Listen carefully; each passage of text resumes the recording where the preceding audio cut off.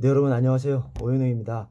시험 치르시느라고 정말 고생 많으셨습니다. 제가 카페에다가 이제 간단한 총평, 이번 시험 실무종합에 대해서 간단한 총평을 올려드렸는데요.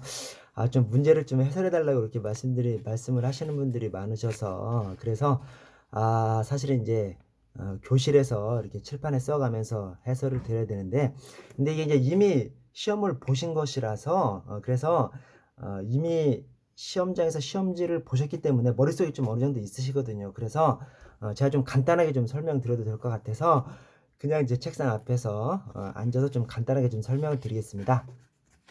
자, 먼저 이번 시험이 좀 어땠는지 전반적인 좀 경향을 좀 설명을 드리면, 좀 다시 한번 설명을 드리면, 먼저 이제 공제 외에 없는 문제가 7문제가 출제됐습니다. 7문제라고도 할 수 있고 또 8문제라고도 볼 수도 있어요. 근데 어쨌든 공제에 없는 문제가 한 7, 8문제 정도 출제가 돼서 그 자체는 굉장히 난이도를 많이 올렸죠. 플러스해서 박스형 문제가 8문제가 나왔는데, 이제 박스형이 다 난해한 것이 아니라 박스형 가운데서 이 틀린 거 개수 묻는 이 개수형 박스 문제가 진짜 어려운 문제죠. 이 개수형 박스 문제가 2문제나 출제됐습니다. 작년에는 이제 개수형 박스 문제가 하나도 없었거든요. 작년에 개수형 문제가 하나 있긴 했는데, 그것은 뭐 틀린 것이 아니라 어떤 주제에 대해서, 옳은 것은 이렇게 해서 어떤 주제에 대해서 물어보는 거기 때문에 그것은 크게 좀 난이도가 높지 않았고, 그냥 옳은 거, 그른 거, 그러니까 작년에는 어디에 해당하는 거 이것을 물었는데, 올해는 다음 중 틀린 지문은 몇 개인가, 이 문제가 2문제가 출제돼서 그것도 역시 난이도를 높이는 데 큰 영향을 미쳤다라고 생각합니다. 그래서 제가 이제 카페에도 좀 설명을 드렸습니다만, 작년보다 굉장히 어려웠다. 왜냐? 아니, 책에 우리가 공부하지 않은 내용이 나왔기 때문에. 그래서 작년보다 적어도 한 4-5개 정도 이상 평균 점수가 실무 종합에서만 내려갔을 것이다. 좀 이 말씀을 좀 먼저 드리고요. 근데 이제 주변에서 지금 이제 카페를 보시면 뭐 2개 틀리셨네, 3개 틀리셨네, 4개 틀리셨네, 5개 틀리신 분들이 많이 글을 올리십니다. 그런데 이걸 생각하시면 됩니다. 작년 시험도, 작년 실무종합도 그렇게 쉬운 시험은 아니었거든요. 그런데 작년에 시험 끝난 다음에 우리 카페에 뭐 하나도 안 틀렸네, 뭐 실무종합 다 맞았네, 하나 틀렸네, 이런 분들이 굉장히 많이 계셨어요. 근데 올해는 그런 분들이 거의 안 계십니다. 그만큼 어려웠다고 생각하시면 되고요. 대신 이런 측면이 있습니다. 시험장에서 이 못 봤던 문제들을 접하시면서 그냥 멘붕이 돼버리신 분이 있으시고, 그 못 봤던 문제들을 접하시면서 나머지 문제를 쫙 해결하고 그 못 봤던 문제들에서 정신을 바짝 차리신 분들이 계세요. 그분들은 또 의외로 이 못 봤던 문제들을 많이 맞추셨더라고요. 왜냐면 여러분, 제가 이제 그 강의 시간에도 말씀드렸습니다만, 구석진 곳에서 또는 없는 곳에서 문제를 출제할 때에는 조금 쉽게 출제하는 경향이 있습니다. 좀 쉽게 출제하지만 못 봤던 것이기 때문에 어려운 거죠. 그래서 이 못 봤던 문제, 구석에서 내는 문제가 나오면 정신을 바짝 차리시고서 어떻게든 실마리를 잡아서 풀면 그것이 정답이 될 확률이 높거든요. 그래서 시험장에서 좀 멘붕이 돼버리신 분들은 진짜 많이 틀리셨을 것 같고, 대신 좀 정신을 차리시고 어떻게든 해부를 해서 실마리를 잡아서 푸신 분들은 또 많이 맞추신 분도 있을 것이다 라고 좀 생각이 됩니다. 그럼에도 불구하고 이 공부하실 때 못 봤던 내용들이 나와버림으로써 작년보다는 굉장히 어려웠던 시험 한 4-5개 이상 정도 평균 점수가 내려가는 그런 실종 시험이었습니다. 자, 그러면 이제 본격적으로 한 문제씩 이제 해설을 드림에 그 앞서서 암기문구 가지고 이제 얘기하시는 분들이 계세요. 이제 어떤 분들은 제가 해드린 이제 암기문구 때문에 큰 도움을 받으셨다, 이렇게 적어주시는 분도 계시고, 또 어떤 분들은 그 암기문구 가지고 해결할 문제들이 아니다, 이런 말씀들을 하십니다. 근데 제가 보니까 암기문구 관련된 문제가 8문제가 있어요. 3번, 9번, 15번, 18번, 25번, 27번, 30번, 37번, 이렇게 8문제가 암기문구 관련된 문제입니다. 여러분, 저한테 평상시에 공부하실 때 이런 거 물어보시는 분들이 계시거든요. 아니, 암기문구만 다 달달달 외우면 몇 문제나 맞출 수 있느냐. 여러분, 그럼 제가 이제 말씀드리는 것이 한 절반 정도 맞출 수 있다 이렇게 말씀드립니다. 왜냐면 제가 암기문구 정리에 암기문구만 넣어놓은 것이 아니라 여러 가지 뭐 숫자라든가 이런 것들도 함께 좀 넣어놨거든요. 그래서 그냥 뭐 절반 정도 이렇게 얘기합니다. 그러면 이제 들으시는 분들 생각이 절반 정도? 그러면 암기문구가 무의미한 거 아니냐. 또 결론적으로 지금 8문제가 암기문구 관련돼 있어요. 그러면 무의미한 거 아니냐. 그런데 여러분, 통상 실무종합시험에서 제 암기문구 그 자체로만은 한 10문제 안팎의 문제가 해결이 돼요. 그러면 그게 별것이 아니냐? 별것이 아닌 게 아닙니다. 여러분, 그 8문제, 10문제 풀 때는 아주 쉽게 타다닥 풀고 넘어가기 때문에 나머지 문제를 푸는데 도움이 되고, 또 암기문구를 공부하면서 이 실무종합 전반에 대한 이 뼈대가 이렇게 형성이 되는 것이거든요. 그래서 이 암기문구가 통상 시험 안에서 40문제 중에서 한 10문제 안팎 정도를 암기문구가 해결하는데, 그것이 시간을 절약하고 또 이 시험장에서 이 컨디션을 올리는데 굉장한 영향을 미친다라는 것을 제가 좀 말씀드리면서 먼저 출발을 해보도록 하겠습니다. 자, 1번을 보시면요. 형식적 의미의 경찰 개념과 실질적 의미의 경찰 개념이 나옵니다. 그런데 자, 기억에는 정보경찰은 권력적 작용이에요? 그렇지 않죠. 여러분, 우리 정보경찰이 왜 여기 뒤에 지금 실질적 의미의 경찰이라고 하는데 정보경찰은 실질적 의미의 경찰에서 빠집니다. 왜냐?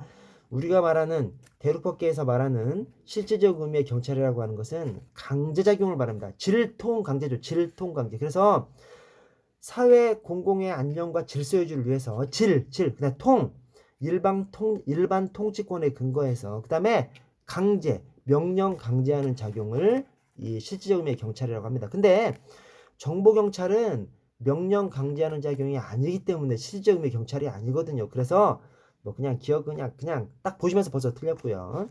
자, 리얼을 보시면 리얼의 실질적 의미의 경찰, 형식적 의미의 경찰을 모두 포괄한다. 여러분, 실질적 의미의 경찰과 형식적 의미의 경찰, 제가 강의 시간에 그 말씀을 드렸어요. 실질적 의미의 경찰과 형식적 의미의 경찰이 어떤 관계냐? 관계가 하나도 없다. 근데 왜 이렇게 실질적 의미의 경찰, 형식적 의미의 경찰 얘기를 해? 형식적 의미의 경찰이라는 것은 이름을 잘못 지었어요. 형식적 의미의 경찰이 뭐냐면 그냥 보통 경찰기관이 담당하고 있는 경찰 사무, 그거를 형식적 의미의 경찰이라고 해요. 그래서 그냥 경찰의 사무, 경찰 업무 이렇게 얘기하면 될 것을 어떤 사람이 형식적 의미의 경찰이라고 이름을 붙여버리면서 형식적? 그러면 실질적하고 반대말 하냐? 이래서 문제가 되기 시작한 것이, 비유가 되기 시작한 것이 실질적 의미의 경찰과 형식적 의미의 경찰이에요. 그래서 형식적 의미의 경찰, 그냥 경찰 기관이 담당하고 있는 사무를 얘기하는 거예요. 그래서 뭐 별 의미도 없는 것인데 이름을 형식적 의미의 경찰이라고 이름 붙여버림으로써 이렇게 비교가 되는 뭐 그런 개념입니다. 그래서 실질적 의미의 경찰과 형식적 의미의 경찰 다 경찰을 가지고 얘기하기 때문에 서로 겹치는 부분이 좀 있을 뿐이에요. 서로 겹치는 부분이 좀 있을 뿐이지 서로 관련이 없어요. 직접적인 관련이 없어요. 그래서 어느 하나가 어느 하나를 포괄하고 있다거나 뭐 서로 관련이 있는 것처럼 그렇게 서술하면 다 그냥 틀린 지문입니다. 그래서 여기 뭐 모두 포괄한다, 뭐 틀린 지문입니다. 그래서 기억하고 리얼이 틀린 지문이기 때문에 2번에 니은 드시 맞고요. 자, 2번이 이게 공제 문제집에 없는 내용입니다. 그래서 공제 문제집에 이 국자법 사항이 많이 거론이 되어 있는데 2번 이 시도 작용이 소관 사무 관련해서는 많이 좀 생략을 해놨어요. 공제 문제집에서. 근데 공제 문제집에 없는 내용이 나왔습니다. 그런데 이 문제 많이들 맞추셨을 거라고 생각합니다. 왜냐하면 2번이 틀린 지문인데요. 2번이 왜 틀렸냐면 국가경찰사무, 자치경찰사무의 협력 조정과 관련해서 시도경찰청장과 협의하는 것이 아니라 경찰청장과 협의하죠. 그래서 이 시도작용이가 어떤 존재냐면 지방경찰을 지휘 감독하는 존재입니다. 그래서 시도작용이가 꼭 시도경찰청장과 상대를 할 것 같은데 시도경찰청장은 상대를 안 해요. 왜냐? 시도경찰청장은 시도작용위에서 지휘 감독하는 대상이지 않습니까? 그래서 주로 시도작용위가 누구랑 상대를 해? 경찰청장이랑 상대를 해요. 그래서 제가 이 강의 시간에도 그런 말씀 많이 드렸습니다. 이 시도작용위가 주로 누구를 상대해? 경찰청장을 상대한다니까요. 그래서 이번에 시도경찰청장과 협의가 아니라 경찰청장과 협의입니다. 그것이 시도작용위의 위치, 존재를 생각해 보시면 나올 수 있는 그런 떠올릴 수 있는 그런 사항입니다. 그래서 아마 한번 딱 읽으셨을 때는 이게 잘 눈에 안 들어오셨습니다만 한 번만 더 읽어보실 때는 시도자경위가 시도청장을 주의 감독하는 존재이기 때문에 시도청장과 협의하는 것이 아니죠. 경찰청장과 협의하게끔 그렇게 되어 있습니다. 자, 3번도 이게 공제문제집에 없는 내용이에요. 근데 이 3번이 저는 이제 개인적으로 굉장히 어려운 문제라고 생각합니다. 왜냐면 일단 제가 이제 이 3번이 전체 공제문제집에 없는데 제가 암기문구 사시 선정범이라는 것을 제가 암기문구에도 넣어놓고 설명도 좀 상세하게 들었었습니다. 그 사시 선정범이 뭐냐면 기간을 규정하면서 그날로부터 계산하는 것이 있고 그 다음 날부터 계산하는 것이 있죠. 그래서 그 다음 날부터 계산하는 사항이 바로 사시 선정법입니다. 우리 저 실무조합 안에서 다음 날부터 기산 또는 계산하는 것이 사시 선정법만 있는 것은 아니에요. 그러나 사시 선정법이 주로 시험에 나오기 때문에 제가 사시 선정법을 가지고 말씀드린 겁니다. 근데 그 중에서 타겟은 사실 15정규 임용이죠. 15정규 임용이 15기간이 끝나는 날에 다음 날에 정규 임용하거든요. 그 다음에 사망으로 인한 면직은 사망한 다음 날 면직한 것으로 이렇게 보거든요. 그런데 이 기억에 이 사망한 다음 날에 면직되는 것으로 보는 거 이게 공제문제집에 없어요. 없는데 그냥 함께 외우자라고 해서 제가 그냥 넣어놨는데 그것이 이제 시험에 출제됐습니다. 그래서 기억이 틀렸죠. 사망한 날이 아니라 사망한 다음 날에 면직된 것으로 봅니다. 왜냐? 사망이 주로 언제 사망해?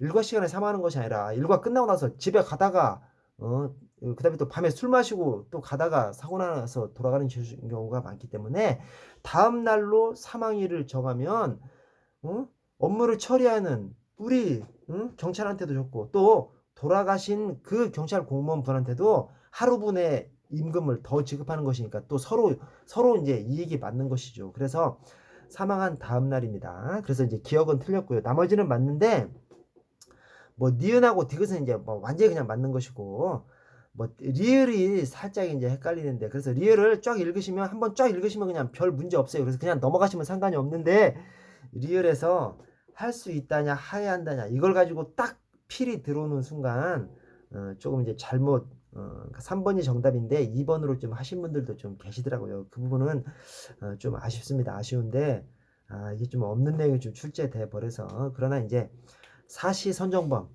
제가 말씀드린 그 암기문구만 아셨으면 그러면 이제 고르는 것이 2번 3번으로 이제 압축돼 버리기 때문에 조금 그걸 숙지하신 분들은 조금 이제 쉽게 풀으셨을 테고 그 사시 선정범 다음 날부터 기산하는 사시 선정범 이것을 숙지 못하신 분들은 뭐 그냥 굉장히 아주 그냥 헤매셨을 거고 좀 그렇게 좀 생각이 됩니다. 저 4번을 보시면 4번이 좀 유명한 지문이죠. 유명한 지문이고 이것이 제가 뭐 요약서에도 따로 이제 X 표시를 좀 해놓은 좀 그런 겁니다. 뭐냐면 자 3번에 징계 등 의결 요구를 받은 징계위원회는 얼마 안에 의결을 해야 돼? 30일이죠. 30일 안에 의결을 해야 되고 또 30일 이내에 연장할 수 있습니다. 이게 고충심사위원회도 똑같죠. 그래서 징계위원회하고 고충심사위원회가 30일이고요. 소청심사위원회는 재판 비스무리하게 하기 때문에 60일, 30일 그렇습니다. 그래서 징계위원회 그 다음에 고충심사위원회가 30일이고 소청심사위원회가 60일, 30일 이제 그렇습니다. 그런데 그 두 번째 문장에 3번 지문의 두 번째 문장 다만 부득이한 사유가 있을 때에는 해당 징계심의 대상자의 동의를 받아서 징계 대상자 징계 비행위자의 동의를 받아야 됩니까? 그렇지 않죠. 의결 요구를 한 기관장입니다. 기관장의 승인을 받아서 30일 이내 범위에서 연기할 수 있고요. 이게 기출 지문에도 있고 또 우리 저 공제 문제에서도 이걸 그냥 꼬아놓은 문제가 있고 또 제 유학서라든가 이런 곳에다가 X 표시로 해놓기도 하고 이제 그랬습니다. 자 5번을 보시면 국가공모법상 공무원의 의무에 관한 설명으로 가장 적절하지 않은 것은 이게 우리 이제 부정부패 관련해서 금품수수 관련해서 청탁금지법하고 국가공모법하고 유사한 규정이 있어요. 뭐냐면 청탁금지법에 100만원, 300만원이 이제 기준이 있습니다. 그래서 100만원, 300만원 초과 받지 못하는 것하고 또 100만원, 300만원 이하를 받지 못하는 것하고 이렇게 구별되어 있거든요. 어떻게 되어 있냐면 100만원, 300만원 초과는 하여튼 무조건 못 받는 것이냐. 무조건 못 받는 것을 어떻게 표현하고 있냐면 직무 관련 여부 관계없이 또 명목에 관계없이 직무 관련 여부, 명목 관계없이 무조건 100만 원, 300만 원 초과는 받으면 안 됩니다. 근데 100만 원, 300만 원 이하는 직무 관련해서는 또 무조건 100만 원, 300만 원 이하도 받으면 안 됩니다. 100만 원, 300만 원 초과는 직무 관련 여부도 관계없이 무조건 직무 관계 여부도 관계없이. 근데 100만 원, 300만 원 이하는 직무 관련해서는 무조건 100만 원, 300만 원 이하도 받지 말라고 합니다. 그것을 국가공무법에서는 어떤 표현이 있냐면, 자, 2번에 직무 관련해서는 직접적이든 간접적이든. 그래서 딱 보시면 여기 2번에 공무원은 직무와 관련해서 간접적인 것만 받으면 안 되는 것이 아니라, 여기 이제 받을 수 있다가 되는데 직무와 관련해서 직접적이든 간접적이든 받으면 안 되게끔 해놨고요. 대신 직무상 관계가 있든 없든 소속 상관에게 증여하거나 소속 공무원으로부터 증여를 받아서는 안 된다. 즉 상관하고 부하는 서로 주고받지 못하는 것은 그냥 무조건 주고받지 못하게 해놨고, 대신 직무와 관련해서는 직접적이든 간접적이든 사례 증여 향응을 받지 못하도록 그렇게 해놨습니다. 그래서 그 구조가 청탁금지법하고 유사하게 해놨어요. 근데 하여튼 직무와 관련해서는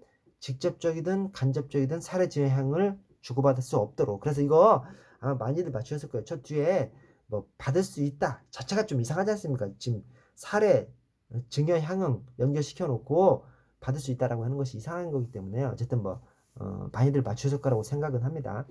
자, 6번에 법령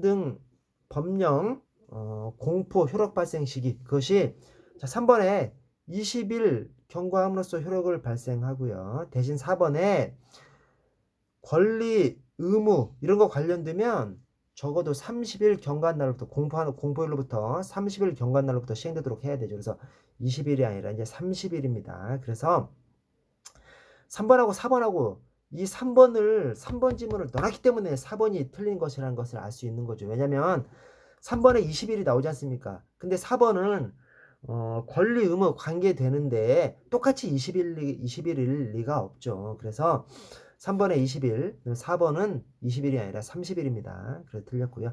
자, 7번 신뢰보호 원칙. 딱 봐도 그냥 1번이에요. 1번이 이제 신뢰 관계 있는 것이고, 자, 2번은 평등 원칙이고요. 차별하지 말라니까 2번은 평등 원칙이고요. 3번은 뭐 최소한도 뭐 이런 표현이 있기 때문에 비례 원칙이고, 4번은 뭐 실질적인 관련이 없는 의무를 부과하지 말라라고 하니까 부당결부 금지 원칙이고 그렇습니다. 그래서 7번 역시 쉬운 문제고요. 자, 8번에 경찰 작용에 관한 설명으로 적절하지 않은 것은, 자 2번이 틀렸는데요. 2번이 이제 허가를 설명하고 있는데, 허가가 뭐냐? 법령에 의한 일반적 절대적 금지를 절대적 금지는 허가시킬 수가 없죠. 절대적 금지가 뭐죠?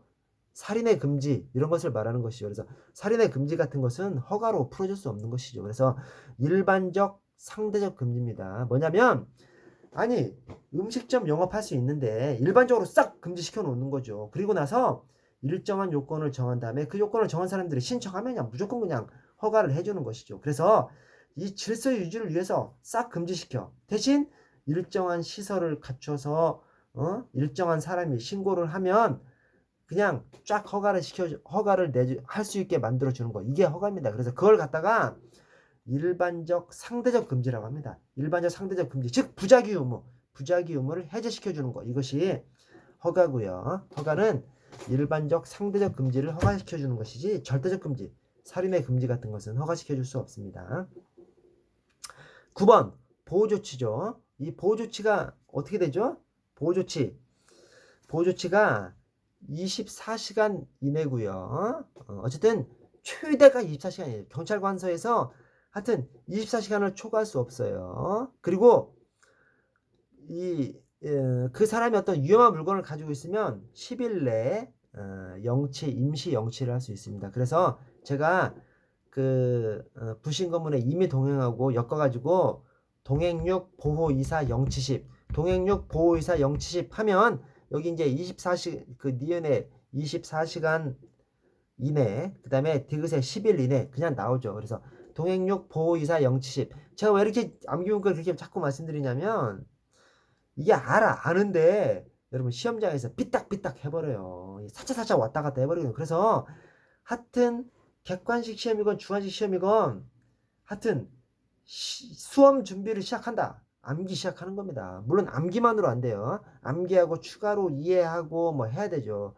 그러나 암기를 시작하면서 다독에 들어가는 겁니다. 그래서 이 시험이라는 것은 암기가 기본이에요. 그래서 헷갈리지 않게 통행력 보호의사 070 하였으면 그냥 두 번째, 세 번째 24, 10 이것은 그냥 가는 것이고 그 나머지는 숫자가 아니니까 지체 없이가 나오는 것이죠. 그래서 2번이 정답입니다.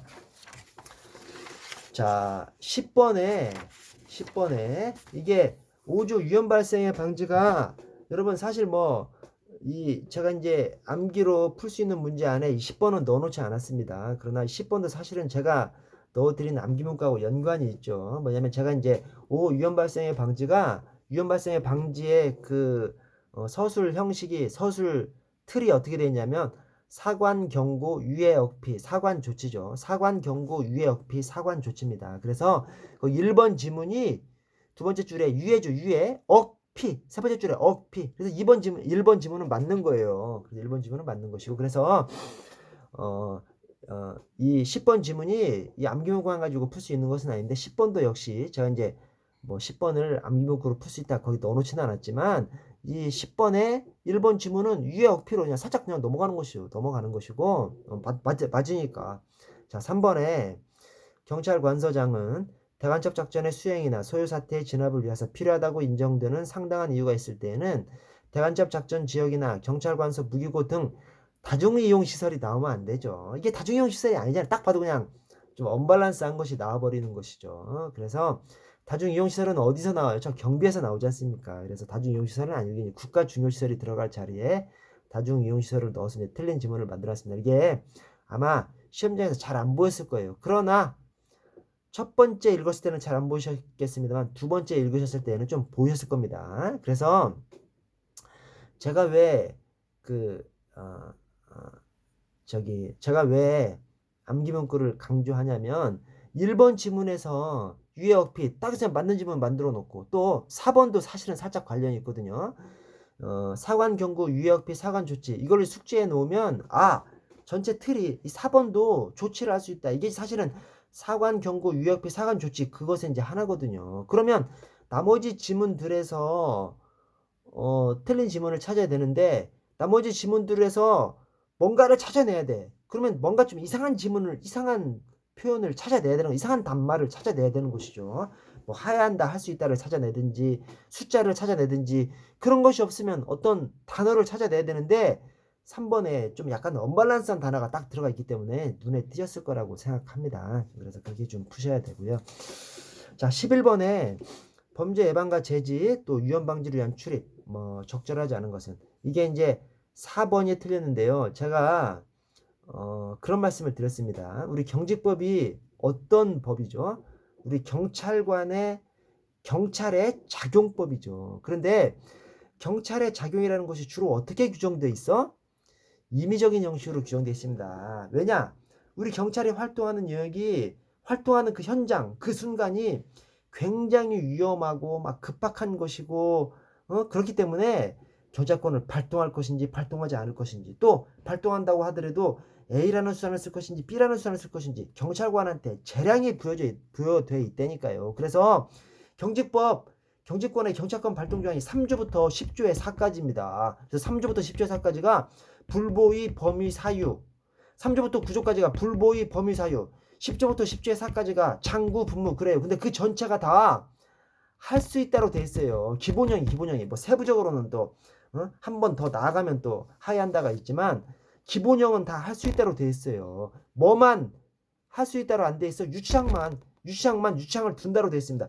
유치장은 경찰권 발동이 아니잖아요. 그래서 유치장만 빼놓고 나머지는 다 할 수 있다고 돼 있다. 그러니까 4번이 틀린 거지 뭐. 4번이 제지를 하야한다가 아니라 제지를 할 수 있다고 또 이것이 제지가 아니라 이제 여기 이제 경고가 들어야 되는데 어쨌든 경고건 제지건 할 수 있답니다. 할 수 있다. 그래서 기본형이 경찰관의 경찰권을 발동하는 그 현장이 변화무쌍한 현장이기 때문에 경찰관한테 재량을 줬어요. 그 재량을 일컬어서 뭐라고 얘기하냐면 경찰 재량주의 또는 경찰 편의주의 이렇게 얘기하는 것이 바로 그겁니다. 그래서 딱 그냥 하야한다. 여기서 그냥 다 틀린 거 아셨어야 되고요. 자, 12번에 자, 경찰 조직의 편성 원리. 자, 니은을 보시면 조직의 집단적 노력을 질서 있게 배열하는 과정으로 개별적 활동을 전체적인 관점에서 통일해서 목표 달성도를 높이려는 조정하는 것. 이게 명령 통일의 원리가 명령 통일의 원리가 아니라 조정의 원리죠. 그래서 조직이라는 것은 조직의 구성원들 또는 각 부서들이 각자 자기 목표대로 움직여요. 그래서 그거를 전체적인 방향으로 조직 전체의 목표를 향해서 움직이도록 조정을 해줘야 됩니다. 그래서 우리 경찰도 저 본청에 기획조정관실이 있는 것이 이제 그런 이유고요. 어느 조직은 다 조직 전체 방향으로 이렇게 조정해주는 그런 조직을 가지고 있습니다. 그래서 조정의 원리고요. 자, 디귿의 계층제 원리는 관리자의 공백 등을 대비해서 대리, 유임, 유고 관리자 사전 지원 등 이게 뭐 때문에 필요해?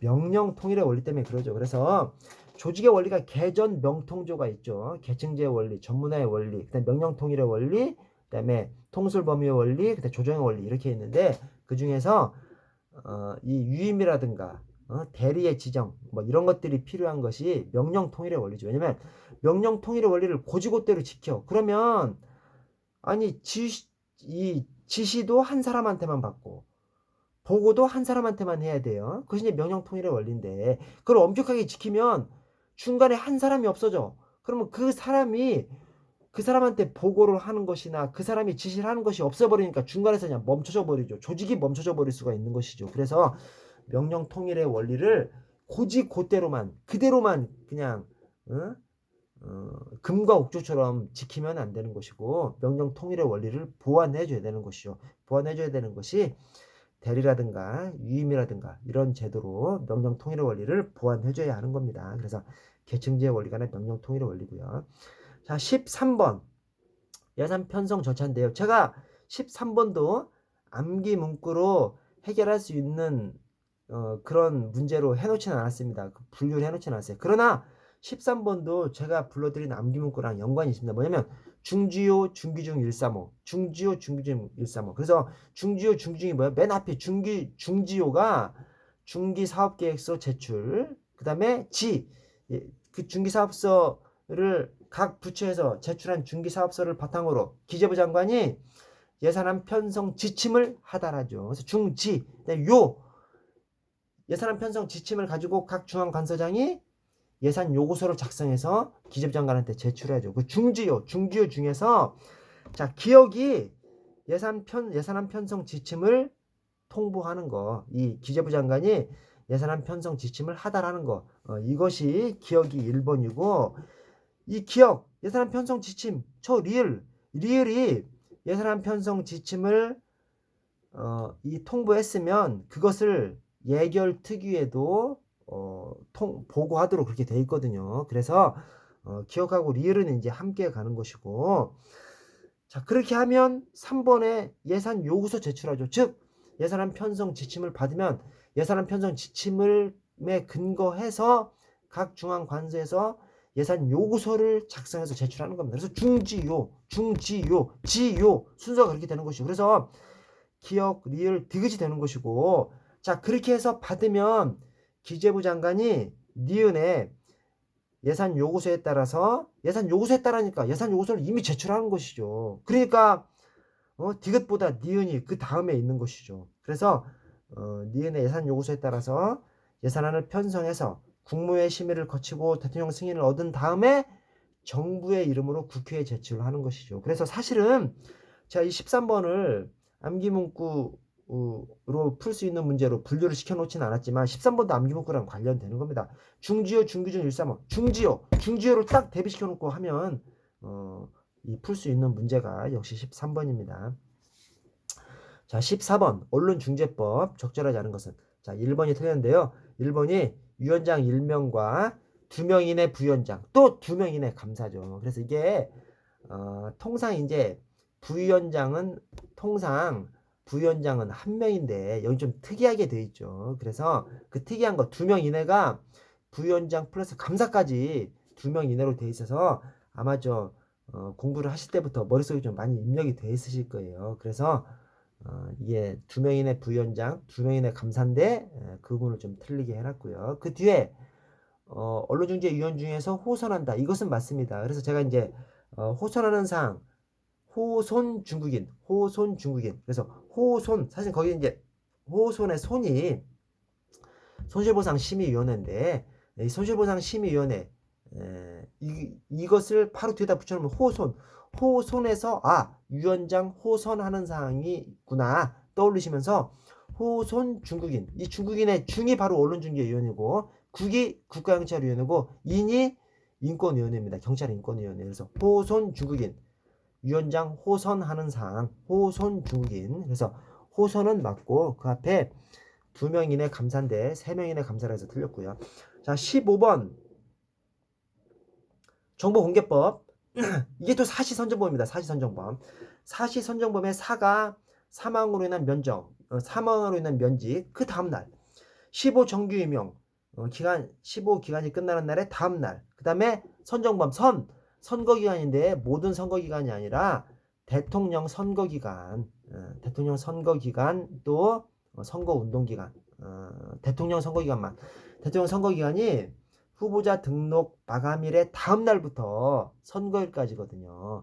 나머지 선거들은 후보자 등록 마감일 후 6일부터예요. 근데 대통령 선거만 후보자 등록 마감일 다음 날부터거든요. 그래서 대통령 선거 그 다음에 선정 이거 정보공개 결정 추가 연장 기간 그 다음에 범칙금 추가 납부 기간. 그래서 그것이 다 기간이 끝나는 날의 다음 날부터입니다. 그래서 여기 3번에 공공기관은 부득이한 사유로 정보공개 청구를 받는 날부터 10일 이내 공개 여부를 결정할 수 없을 때에는 그 기간이 끝나는 날부터 기산이 아니라 끝나는 날의 다음 날부터 기산이죠. 그래서 아까 여러분 저 3번 지문에서 3번 문제에서 사시선정범이 하나 나왔는데 또 나온 거예요. 그래서 사실은 이게 출제 오류는 아닙니다만 중복 출제나 거의 비슷한 것이 돼버렸습니다. 그래서 사시선정범을 숙지하고 있으셨던 분들은 좀 쉽게 풀 수 있으셨던 그런 문제고요. 여러분 문제를 쉽게 풀 수 있다는 것은 문제를 푸는 시간을 절약한다는 얘기고 다른 문제를 검토할 시간을 더 얻을 수 있다는 것이기 때문에 굉장히 중요한 겁니다. 그 문제를 맞췄다는 것만 중요한 것이 아니라 다른 문제에다가 시간을 더 쏟을 수 있는 시간을 절약했다는 것 때문에 더 중요한 것이죠. 자, 16번에 경찰 통제 유형 4번이 맞는 지문입니다. 자, 1번에는 민주적 통제 반대말이 뭐 민주적 통제, 사법적 통제, 입법적 통제 막 이렇게 나오는 것이죠. 그래서 저 국가 배상 제도가 이제 사법적 통제고요. 민주 통제가 아니고 민주 통제는 이제 국민의 통제를 말하는 것이기 때문에 그다음에 2번에 사전 통제에 사법부의 사법심사는 사후 통제이기 때문에 그래서 이제 틀렸고요. 3번에 외부 통제 훈련권은 내부 통제죠. 아니, 경찰청장이 훈령을 만들어. 그러면 내부에 있는 경찰청장이 훈령을 만들어서 우리 내부를 통제하는 거기 때문에 내부 통제죠. 내부 통제고 4번은 맞고요. 자, 17번도 역시 이것도 제가 이제 요약집에도 X 표시까지 이제 해놓은 뭐 그런 것입니다. 그래서 자, 3번이 틀렸는데 자, 경찰 인권보호 규칙상 자, 3번에 진정인이 진정을 취소한 사건에서 진정인이 제출한 물건이 있는 경우에는 진정인이 요구하는 경우에 한해서 요구하지 않더라도 반환할 수 있죠. 그래서 딱 그냥 설문 형식에서도 뭔가 탁 걸리게끔 돼 있죠. 그래서 17번도 어려운 문제는 아니었고요. 자, 19번 경찰원장. 여러분 경찰원장 출제가 많이 됩니다. 그래서 뭐 이런 걸 출제해. 그러나 제가 이제 강의 시간에 말씀드린 내용이 우리 사무실마다 경찰원장이 걸려 있잖아요. 왜 그래? 여러분 경찰원장 다음에 경찰 서비스원장도 있었어요. 그러나 우리가 경찰원장을 왜 중요하게 생각하냐면 오늘날의 경찰 체제가 1991년 앞으로도 1991 뒤로도 1991 이 완벽한 해인 1991년에 만들어진 경찰법, 그때 경찰청이 생겼고요. 그때 경찰헌장을 제정했습니다. 그래서 우리가 오늘날의 경찰 체제를 1991년 경찰법 체제, 또 1991년 경찰청 체제, 1991년 경찰헌장 체제를 그래서 오늘날 경찰의 윤리 강령을 이 경찰헌장으로 보기 때문에 시험에 좀 출제가 된다 이렇게 말씀드렸고 그래서 이거 별건 아니지만 나올 때마다 그냥 외워주는 거죠. 그래서 친이 공근께죠. 친이 공근께인데 자, 친, 인봉 친경, 의, 정진 의경, 공, 신양 공경, 근, 상전 근경, 그 다음에 깨, 화단 깨경 이렇게 되지 않습니까? 그래서 딱 보시면 여기 1번의 정진 의경이죠. 의로운 경찰이다. 그 다음에 두 번째는 신양 공경이죠. 공정한 경찰이다. 그 다음에 세 번째 화단 깨경이죠. 깨끗한 경찰입니다. 그래서 그렇게 이제 외우셨으면 그냥 뭐 살짝 그냥 맞춰버리시는 문제고요.